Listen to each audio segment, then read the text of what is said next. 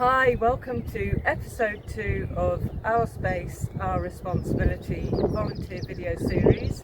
I'm here today with Joanne who's been a volunteer with us for over 3 years, and we are continuing on from episode 1, which is saving money by composting in your garden. And Joanna is going to very kindly go through some of the everyday items that we add to our garden compost heap. So, what have we got? Okay, so I have this green bin inside and I add to it. So what I add is mainly kitchen waste, and then also things like containers, fruit containers. So it had pears in that one, so I'll add that, and also an egg box, that can go on as well. So do you break them up at all? No, not usually, just put them on.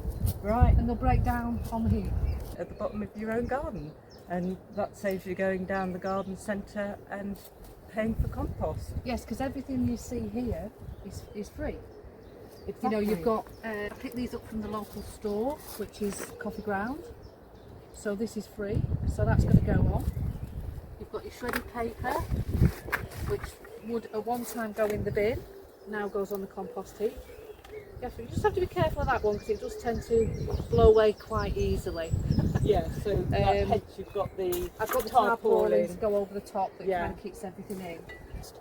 And this is presumably...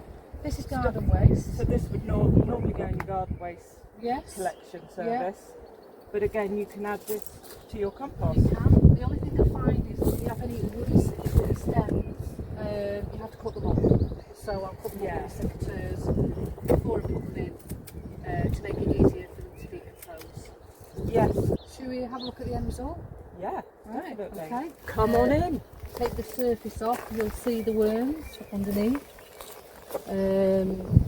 So this is providing a great habitat Yeah. for insects. Yes, And yes, absolutely. As soon as you start digging into it, you can see the worms. quality. This is what you'd normally pay money for in a garden centre, Yeah. and it's absolutely free.